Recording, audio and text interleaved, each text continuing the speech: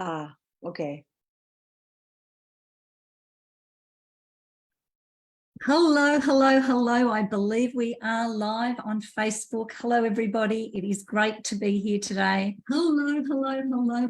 I am very, very excited today to have a very special colleague of mine, and dare I say a friend. We've just met for the first time, but we have lots in common. We're a part of a beautiful community, the Nurtured Heart community. So today I have Dr. Kathleen Friend, all the way from the US.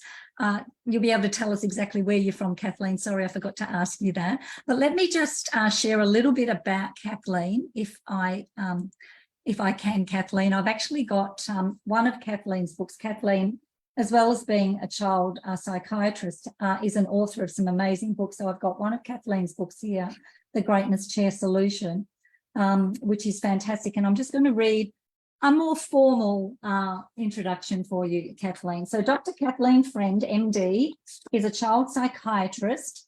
She's also very talented. She's also an amazing musician, a meditation teacher, a spiritual mentor, an author, a speaker, and an advanced trainer of the Nurtured Heart approach, which I am as well. I certainly don't have all of the other credentials that Kathleen has, which is amazing. Kathleen is the author of two children's books based on the Nurtured Heart approach called The Greatness Chair and Sarah in the Greatness Chair. And then, of course, the most recent one, The Greatness Chair Solution, which is a guidebook for parenting and teaching.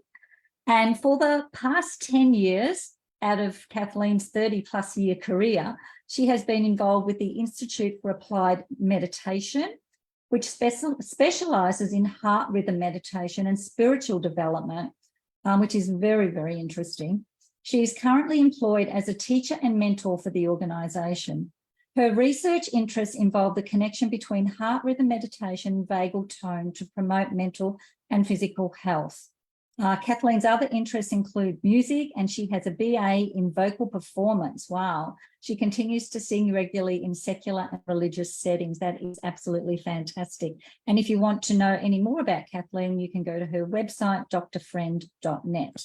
So that is amazing, Kathleen. And I love actually what I put on our little description for the introduction today. I love that you initially said that you were a child psychiatrist and have spent your career focusing on trying to fix problems, and that kept you focused on what was wrong instead of what was going right. And I could say I've got that same story around parenting as well. But then I love what you said, if we learn to see children through the eyes of the heart, their greatness will be revealed. And I love that. And I've actually made that the topic of the heading of our topic today, of our talk today.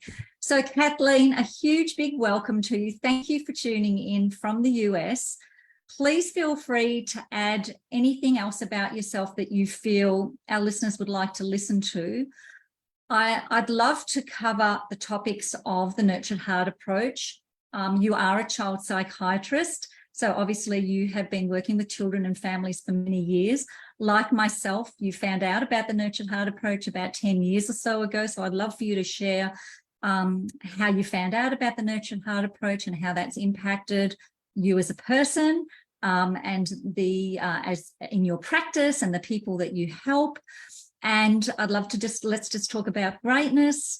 And yeah, we've got so many things that we can share. So oh my goodness. Yeah, I know. I'm really excited. Feel free to just go organic. I'm very excited to be here, and I'm happy to meet you. And hello to all my new friends in Australia. I have been to your country once. But wow, I have nothing to add. That sounds like that person you read about did a lot of things. Sure does.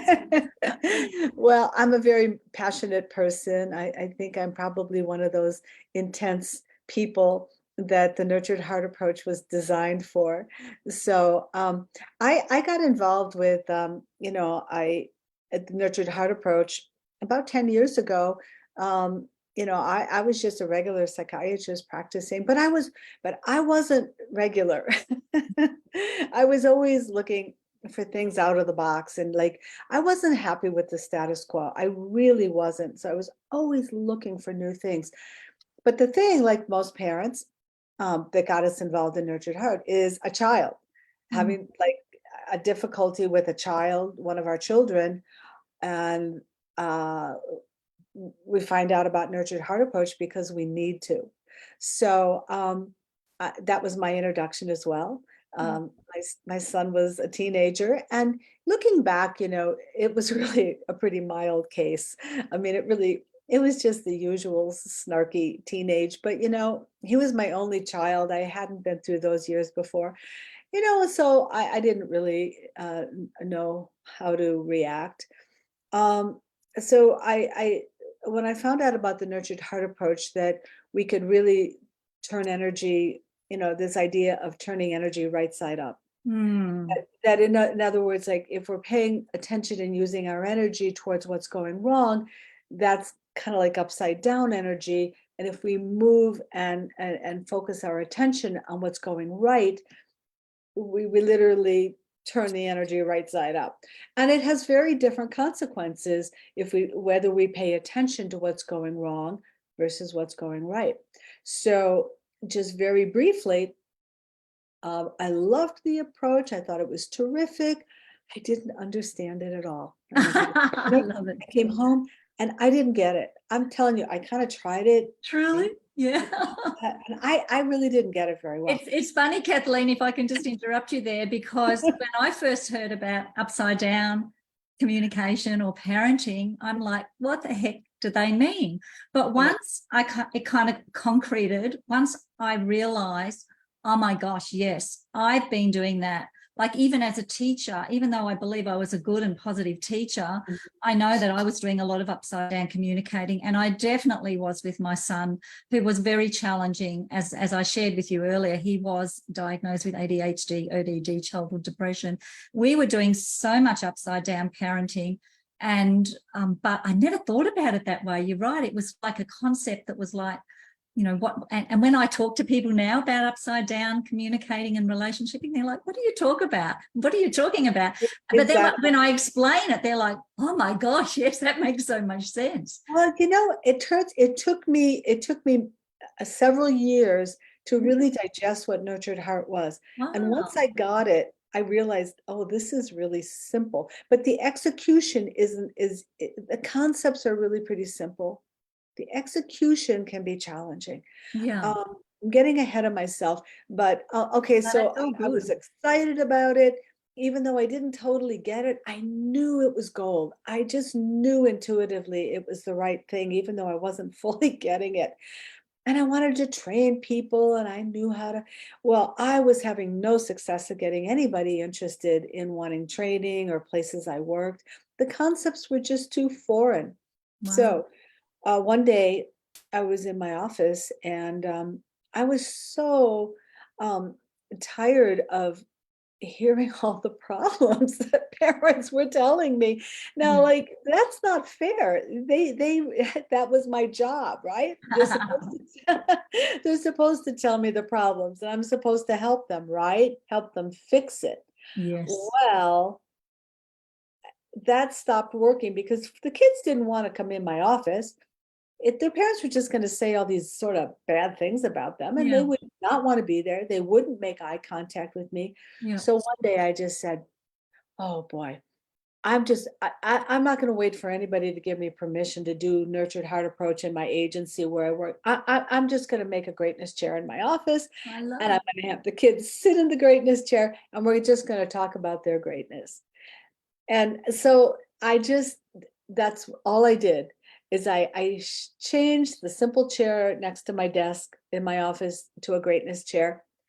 And Did you make it a special? Was it a special? No, it wasn't. It was just an ordinary chair. And so I would say to the kid, not like the one on your book, which I love. I think you should duplicate this chair. But when it started, it was like I would tell the child to come and sit in the chair next to me, at my desk. And I'd say, oh my goodness, thank you for sitting in my greatness chair. Now, right away, the child was hijacked, and they went, what? And they're looking at the chair. And I said, I noticed, so I start right away with the recognitions. I noticed your curiosity.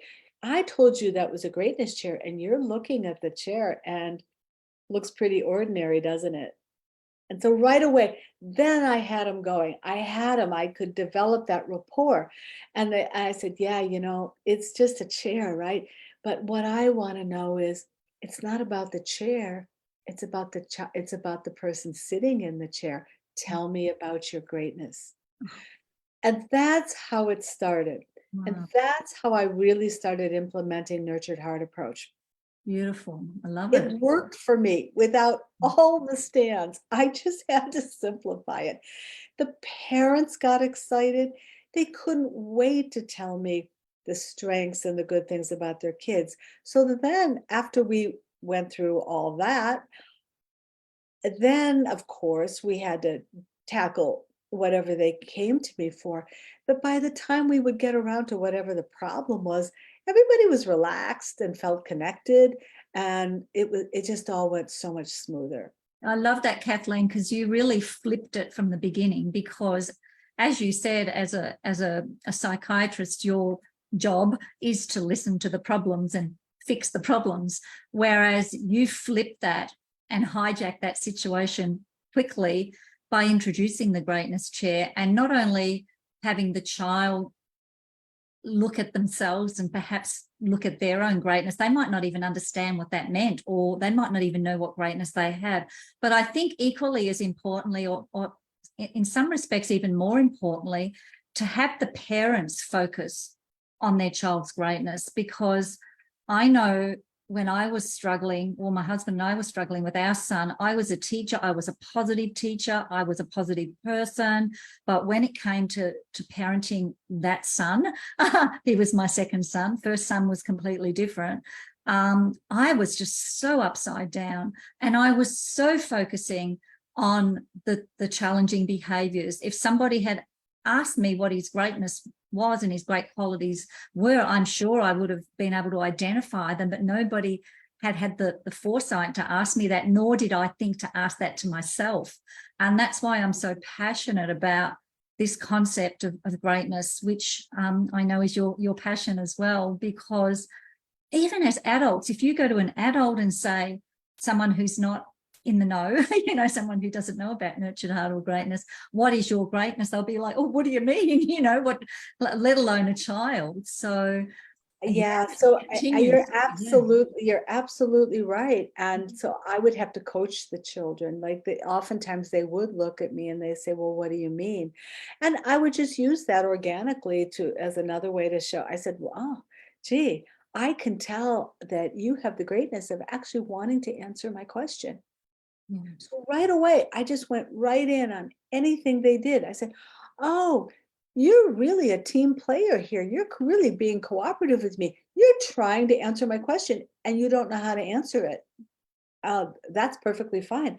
I said, tell me something about uh, what you're good, something good about you. I would rephrase it, whatever. Yeah. And inevitably, the child would tell me about an accomplishment. Yeah. And that's what most people think greatness is, Yeah. an accomplishment. But in my world, Mm-hmm. greatness is not that. I Mm-hmm. mean, wonderful that people have great accomplishments. I mean, wonderful compliment. I mean, praise them. But that is not what I'm going for. Yeah. I want to know what were the qualities? Who are you? Mm-hmm. Who is this person in front of me? Who is this child? What qualities have they come in with as a human being? And we're all different.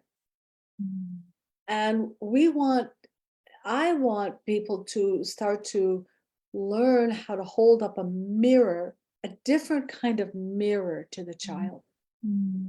The usual mirror that we hold to a child is the things that are going wrong, Mm-hmm. or we often do praise children for their accomplishments. Adults are fairly good about that. Mm-hmm. But then that can really backfire too. Mm-hmm. And I can share a little personal story that Please. really helped ground this for me. I raised a profoundly gifted child. Mm-hmm. And that had certain challenges. And the challenge was, and this is something I'm telling you now in the rear view mirror. What age is he now, Kathleen? He's 29. So I'm telling you things that I have learned many years later. As we were going through it, I didn't have all these ideas, but you know, it was very obvious that this child was able to had a lot of strengths and could accomplish a lot of things that were easier for him than for a lot of other children, and in a lot of areas. So adults had very high expectations, including teachers. Understandably, they see certain talent, they want to bring it out. It makes sense. However, it was all focused on these external accomplishments. And even as a parent, although I tried to soft pedal that, I still didn't have all these tools to really know how to call out greatness qualities that I was seeing in him separate from those accomplishments. So things have worked out at this point, but he had to go through his own process of discovering, who am I without those accomplishments and without people giving me all that praise for being so smart or something. And so I'd love to tell you that I did that as a parent. I think he did it. I think my son is smarter than I am. He taught me a lot. I totally understand that. I have a 29-year-old as well, who is my youngest child, who was the topic of my 6 books, and he's the son who was diagnosed with ADHD, ODD. My oldest son, who is 7.5 years older than my youngest, like your son, was gifted, was smart, was, you know, a high achiever, never ever got a phone call from the school to say he's mucked up or misbehaved. We never got to know his teachers. We only met them on parent-teacher interview days, whereas my youngest son's teachers we knew intimately because we were always at the school. But here's the thing, Kathleen, and I think I'm hoping my oldest son is okay with me sharing this, because one of the interesting things that hit me like a hammer across the head more recently was that sometimes parents focus more on the child who has the challenging behaviours, who has the greater intensity, who may have a diagnosis of some sorts, whereas the child, the well-behaved child, the compliant and cooperative child, the child who does well at school, the child who listens, the child who self-entertains, etc. I was parenting him just as upside down. Not that I was focusing on the negative, because he didn't do negative stuff, but I wasn't, in our nurtured heart approach, stand toing him. I wasn't recognizing him for his greatness. I wasn't looking for his qualities. And we had many. We did focus on, you know, as you said, the more kind of external qualities that he had, but not the greatness of his inner wealth of who he was. And sadly, Kathleen, he was always a very serious kid, very academic, you know, very detailed. He became a practitioner as well. He's got a triple degree, very smart man. But he became so depressed because of the discord or the disharmony of our home, because of the stress that his younger brother placed, remembering he was an only child for 7.5 years until his brother came along. He became so distressed and not being seen, not being recognized, not being acknowledged, that as a teenager, he attempted to take his own life at 13. So, and I didn't learn that until he was in his early 20s. I didn't learn that until I went to write one of my books, when I asked him to share. So his life was turned so upside down because of his intense younger brother, and also because it was kind of like we had to give all the attention to the younger brother because he demanded it, and the good, well-behaved, compliant, cooperative child, we just went, phew. He's reading, he's playing with Lego, he's doing okay. He didn't get what he needed. So talk to us about that sort of idea as well, from the perspective of a practitioner. And because I know that a lot of people seek help or seek out the nurtured heart approach when they've got challenging children. But let's face it, every family needs this regardless. Oh my goodness. The stands of nurtured heart approach, they're good for everybody. And I have recently been working a little more with how do we really work this with adults and bring it Yeah. in adult relationships. Um, it can be challenging because people can get very uncomfortable when people call out their greatness qualities. Mm, Children, some children get uncomfortable with it as well, for yeah. sure. But adults really can get uncomfortable, and for a lot of reasons. There's a lot of barriers for people seeing their own greatness. Mm, I'm talking about, and we're talking about greatness that has nothing to do with that person's accomplishments. exactly. Mm, But I have come to realize that um, I recently learned in Jungian um, psychology. I always had heard of the shadow and the negative shadow, and that mm, things we haven't examined in our unconscious that are mm, our dark sides that we don't want to acknowledge. But there's a positive shadow. mm. There's something called the positive shadow. And Wow. a lot of us have a positive shadow. And I mean, these are things that are actually our superpowers and things Absolutely. we actually that are beneficial to not only ourselves, but to our families, our communities, the people we work with. And if we don't own our own greatness, we're hard put to make the contribution we're capable of making in this world. I agree, absolutely. And it's interesting because there's this thing called ego, isn't there? Sometimes people may see somebody who calls out their own greatness of, well, they've got an ego, or they're self-centered, or they're on themselves type of thing. And it's Absolutely. sad that we actually think that way, isn't it? I came to Well, recognize that as a teacher when the younger kids, they would be so proud if they got a recognition or an award. And as the kids got older, it was less cool to be acknowledged for any yes. sort of greatness. And Mhm. so, like, how is it that we are conditioning our children to be that way? And then those children grow into adolescence and to young adults. And I'm sure you would agree with this, Kathleen. There are so many young people today struggling with their sense of self, struggling with who they are, and Yeah. parenting, such a huge responsibility. It's sometimes, I'm so passionate about this, but sometimes I get a bit angry about it as well, because I see people who are willing to invest time and money and effort into business development or health or well-being or making more money, but are they willing to invest in their relationships, their parenting, their acknowledging that the things that I think are so important to invest in. But anyway, that's just a sideline thing there. Mm. Yeah, there are, I work in my regular work. I'm on an adolescent unit, inpatient unit. Oh, wow. So Tell I us am, about that. Yeah. yeah, and so I am seeing teenagers these days in the current world in 2023. I'm still practicing, Yeah. and there's, I mean, of course, adolescence is a time. I mean, all childhood, you're developing yourself, the self, over Yeah. time, and and our sense of identity. That's one of the developmental tasks in Yeah. adolescence, to figure Mm, some of those things out, try different things on.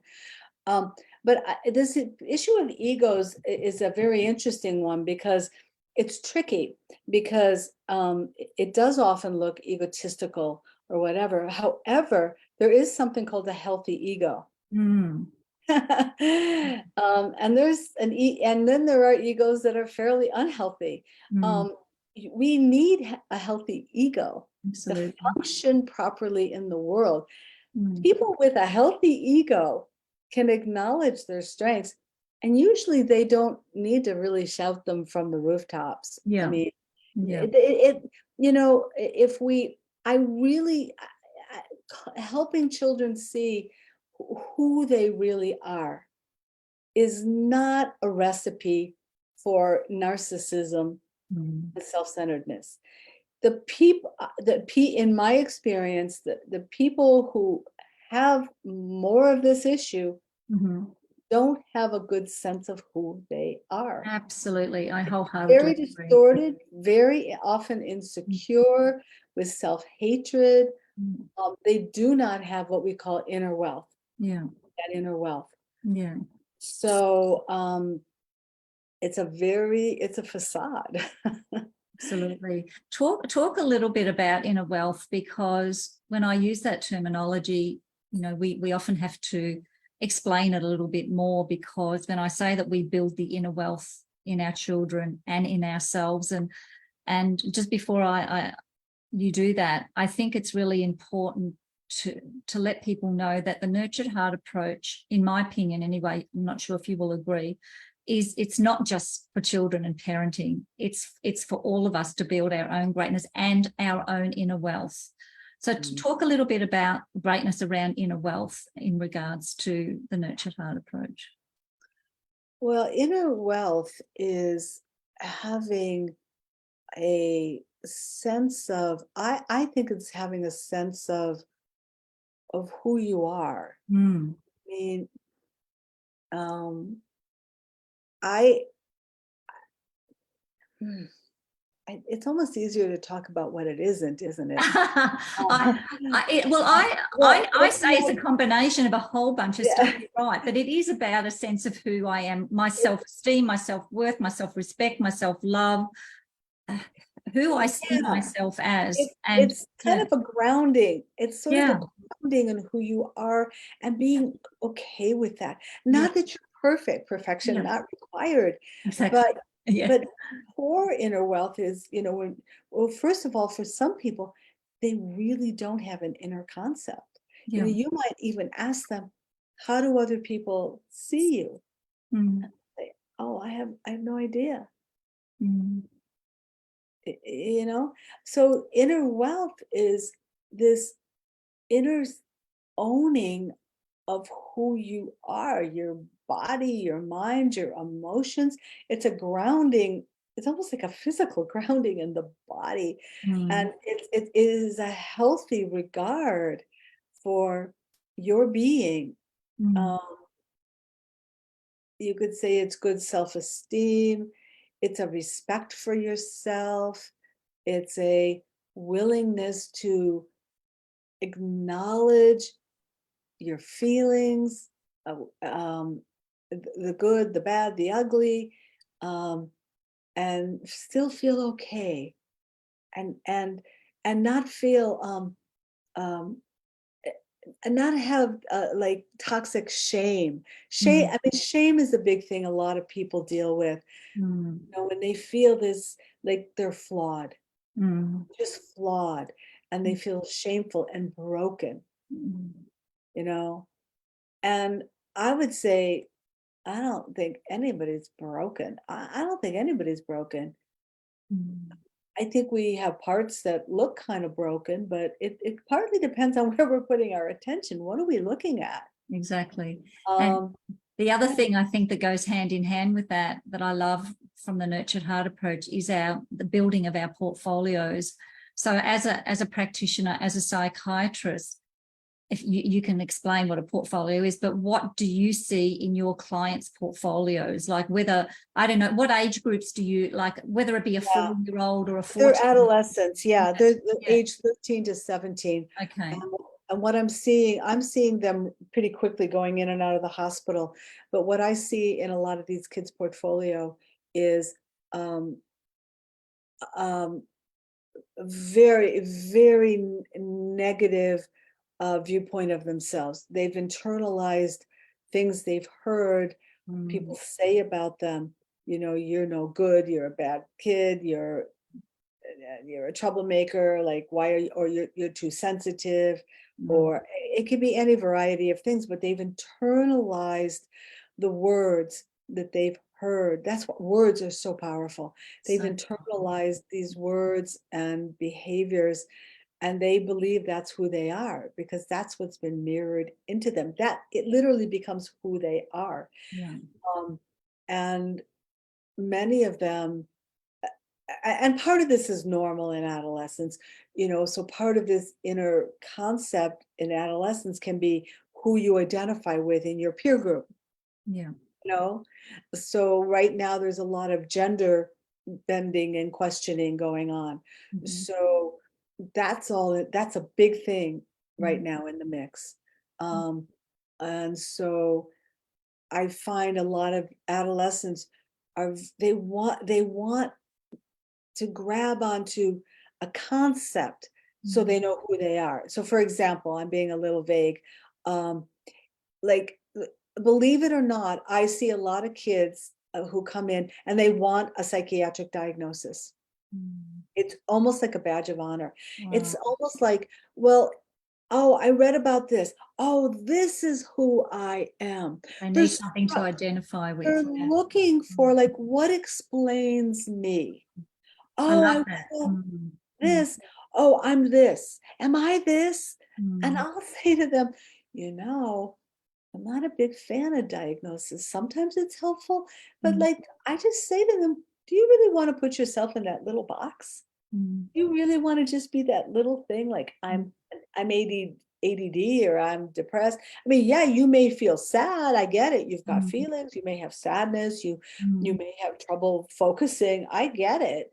But why would we want to put you down into this little box? Thank you for sharing that, because I feel very much the same. I am not a fan of diagnosis. The only reason I talk about my son being diagnosed with these things was so that people can identify. And I know as parents too, sometimes it feels easier for us to say, my child is having these challenges or behaviors because they are.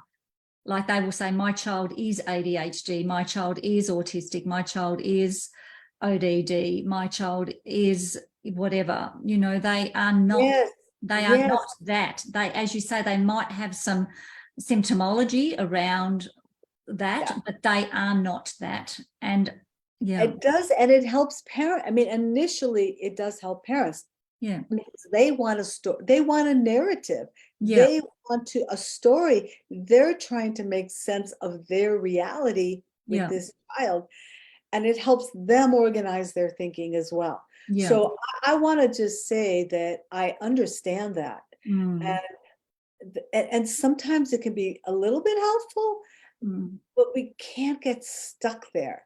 It's mm, like, okay, all right, all right, yeah, those cluster of symptoms. If you go to a doctor, yeah, we call it ADHD. However, let's back up. Who we got here?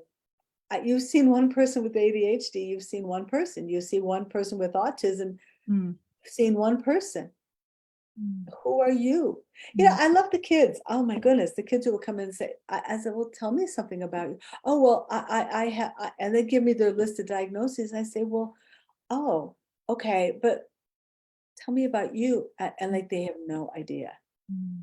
So we need to also help. This brings up a point. We need to help give adults and kids new language, Exactly. new language to label themselves with. It's all about language. I We don't actually, have a very enriched vocabulary for yeah, this. We yeah, just don't. exactly. Not a very few of us, and I still struggle with this myself. Mm, We need a bigger vocabulary of positivity so mm. that we can see greatness qualities. So I did put a list of those in my Yeah, book, you did. Yeah. and Mm, I I encourage you can find that you can Google 100 greatness words. You can find this stuff on Google.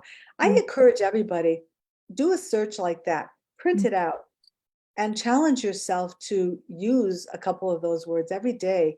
I don't care who you're interacting with, to sharpen your awareness. Absolutely. And the other point, just really quickly, I want to make is that this ability to see greatness um, really does come more from the heart than the mind. That's a whole nother talk. It is. But you gotta get a little of your mind out of the way. Mm, Okay, there's not one right word or getting the exact greatness word. It's something you feel. You got to get kind of out of your way. with your thinking, and Mm. feel your way into this with another person. And you Absolutely. might make a mistake, you might call out something as a greatness or strength, and it might be wrong, you know what I mean? But the person, it won't resonate. But when it really comes from your heart and it kind of lands in the other person's heart, you'll know. They'll There'll pick be up on the intention. resonance. Yeah, they'll pick up. And I say because I do a lot of coaching with parents, and I say, we are about to embark on learning a whole new language here. So just imagine you are coming to German classes. It's going to take time to learn the words, to understand them, to then take learning a word or two and putting it into a sentence, to being fluent in being able to say these sentences so that they make sense to the person listening. So it does take time. And even though most of the words are English, words that are in the dictionary that we know, we're not used to using these words to describe how we're seeing another person. And I think that I think this should be mandatory in schools for teachers to learn, for kids to learn, for parents to learn. I'm actually embarking on a project where I'm going to be now educating the educators in early childhood education, so in kindergarten and preschool and childcare centres. And I'm actually doing a talk tomorrow night in a childcare franchise, because I feel like, this is where we need to start. You're seeing kids, in what did you say, 14 to 19, or that kind of adolescent age group, where challenges have escalated and developed to the point where they now need that special help. Let's get this into the homes of the families of the children whilst they're young, whilst their brains are still developing, whilst they're figuring out who they are as a person. And let's help the parents to see their own greatness as well, because I know that when my son was going through, well, it's not actually, I'm going to rephrase that. When our family was going through these issues, when my son was younger, my sense of self was very low. Like I felt like a failure as a mother, as a wife, as a person. Even I felt like a fraud as a teacher. I was going into my class to teach, knowing that I've got this kid at home that I don't even know how to deal with and how to handle and how to parent. But here am I, meant to be, imparting my wisdom on 25 plus kids in my class, but I couldn't even handle my one kid at home who had this huge, beautiful life force of intensity. I just didn't know where to guide him. And I just wish that everybody would learn the Nurtured Heart approach, because, Me and too. I know you said earlier that it's simple, but it's not always that easy to implement. And it's interesting because one of the families who's in my current course, the mum and the dad and the au pair all jump on every session. And she actually said on our last session, she said, when I heard about this, because she actually interviewed me in a podcast, because she's a health and wellness expert, she interviewed me about the Nurtured Heart approach. And then at the end of it, she said, oh my gosh, I need this for my family. And she actually said it made so much sense. I thought it was going to be simple. It made sense. But she said implementing it is not so simple. And honestly, that's actually why I wrote the Greatness Chair Solution, because part of the, although it's not the full Nurtured Heart approach, yeah, the thing that I address in that book is that I recognize that parents and teachers frequently, even if they know the right thing to do, oftentimes are overwhelmed. Themselves, they're stressed. In order for us to really make connection, our nervous system has to be in a certain state. We're mammals.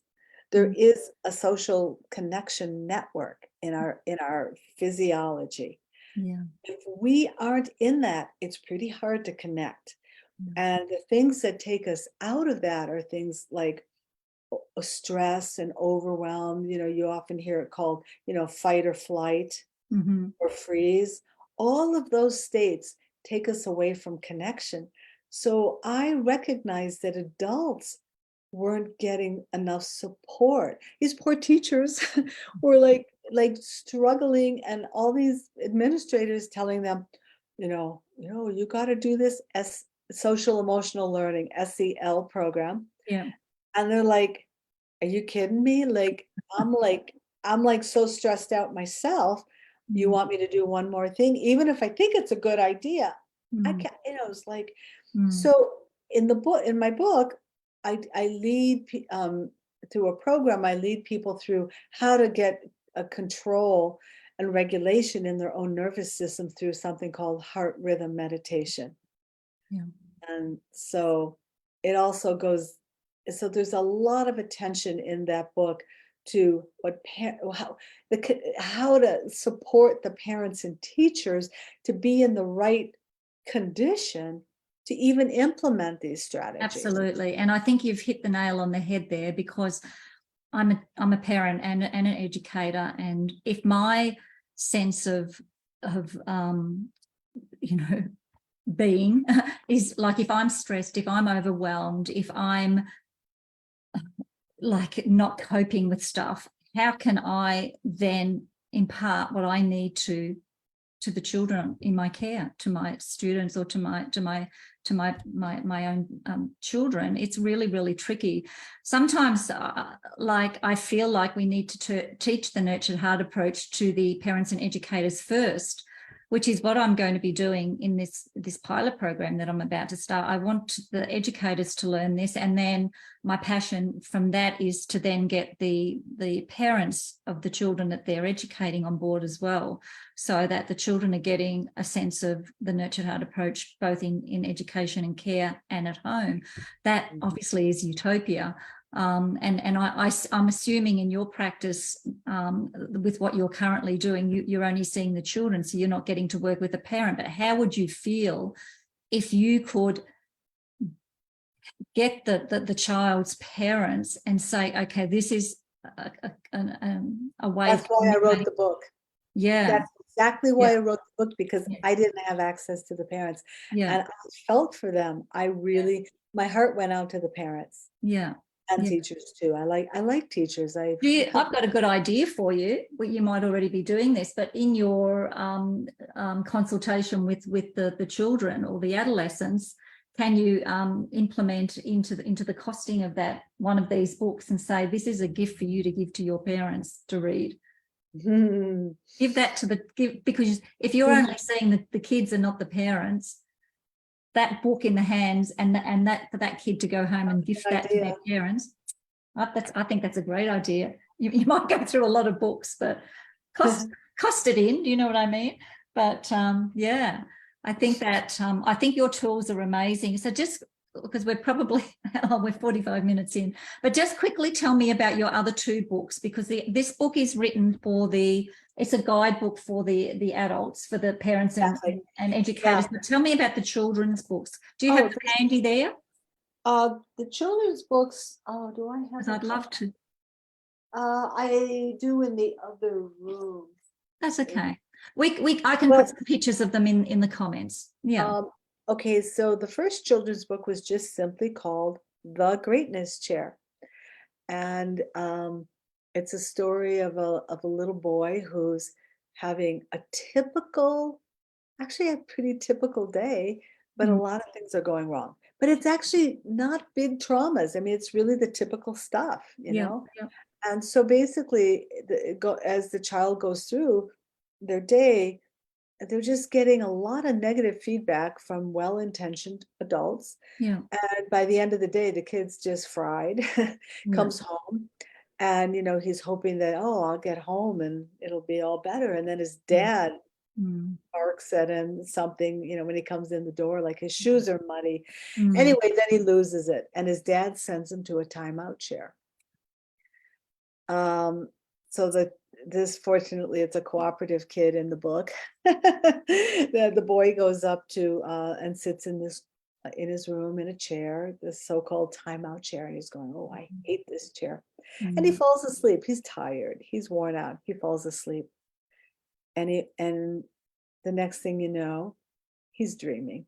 And he dreams about, he wakes up in a forest with a greatness chair. And Oh, it looks like the one on front of the Greatness Chair Solution. And mm. Zoe, my alter ego, comes in and shows him how there was something going right in everything that everybody thought was going wrong. Yeah. So, I mean, simple things like, oh, you were talking too much at school. Well, that just shows how friendly you are. You know, so everything in the book, everything this little boy did wrong, Zoe says, oh, but this shows this quality about you.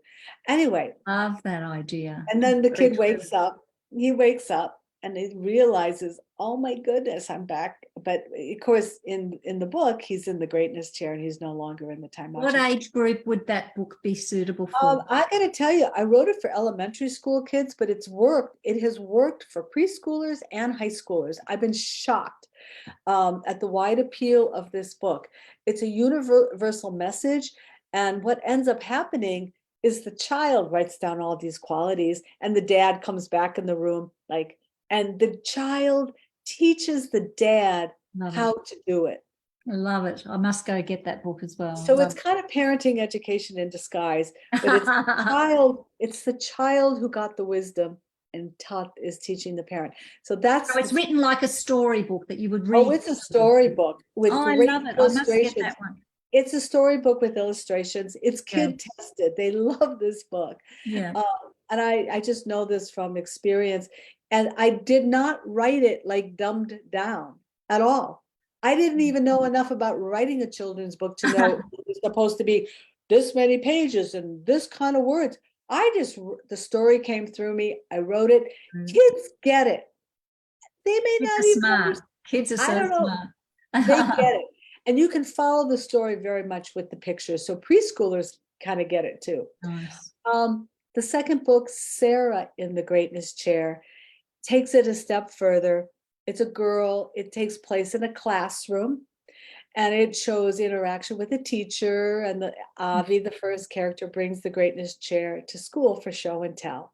Mm. And so what ends up happening in this book is I teach the Sarah technique from Nurtured Heart Approach. Mm-hmm. And this little girl, Sarah, it learns from Zoe. She also goes home and she's trying to find her greatness and she can't, and she calls Zoe to help her.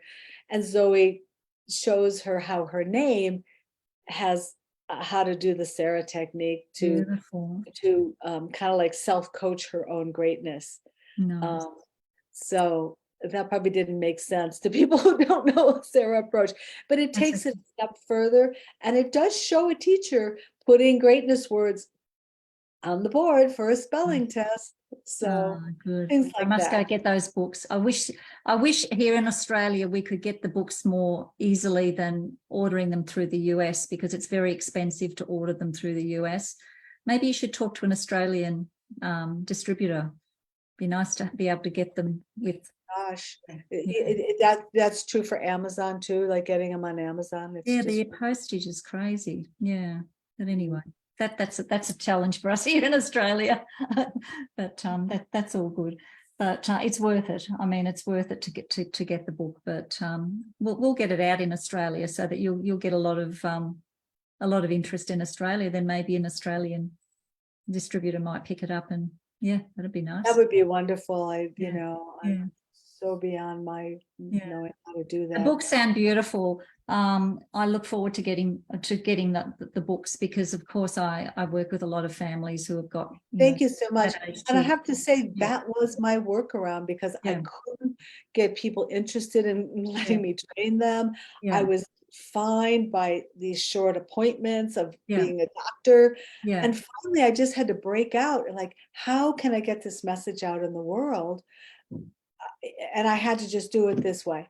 I mean, you have so much greatness because, being a very left-brained kind of physician, psychiatrist, to then you also have this beautiful greatness of creativity and versatility and seeing things on so many different levels, not just that kind of real, medical kind of, as you say, not keeping it in the box. You've really gone out of the box. But I look forward to getting your other two books, but we better end it here. And maybe when I get your other two books and I've had a read of them, we can jump on again and have a chat about the children's books, because yeah, that would be awesome.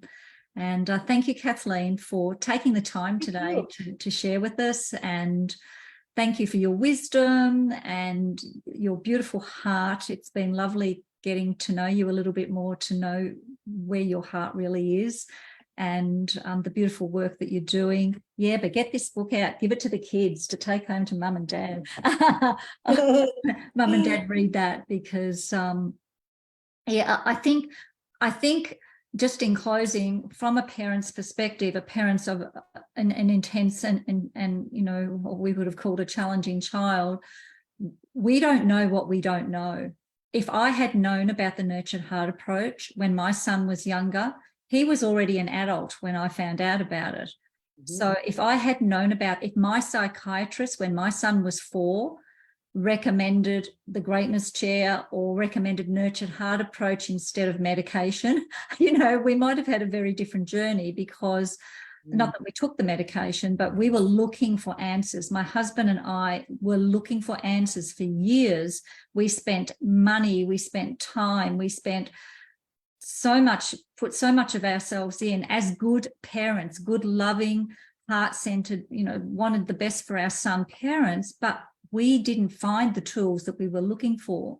So, you know, we need to make these tools more accessible for the parents. We need to let them know that they're here. So many people parents don't know what they don't know, and they continue parenting in that same you know, the same way that they've parented forever, that upside down parenting. Even with all the love in their hearts, they're still doing it so upside down.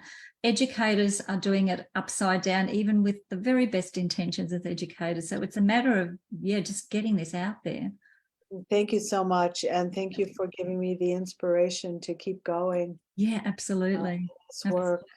Absolutely, Kathleen. It's so important. And every one person that we can make a difference for, like, that can become generational then. It's not just affecting that child or that family in the moment, but when that child, like, I absolutely know in my heart that when my son becomes a dad, and he's going to be an awesome dad, that he is going to parent nurtured heart style, not upside down style. So that I have gifted him something that will become generational. So I think we need to gift this. And I see that in my son as well, even though I never really taught him the approach or anything. Yeah. We just model it. Like, I love he got it faster. I do. I love it when my son comes back and nurture hearts me as if he has learned an active or an experiential. He gave me the most beautiful experiential recognition the other day, and he's never heard me teach it, but he's heard me give examples of it many times, and he gives them back so beautifully, sometimes in tongue in cheek, but, you know, so beautifully. So it's all about modeling, isn't it? But look, thank you so much, Kathleen. I'm not sure who's been listening in. If you've been listening in live, thank you for joining us live. Thank you for sticking around. We've taken it a little bit longer than we thought, but we had so much to talk about. And thank you again, Kathleen. I truly appreciate it. And let's share this conversation with everybody, and let's get the word out about the greatness chair and greatness and the nurtured heart approach to everybody we can. Thanks, and bye for now. Okay. Well, good night or good afternoon.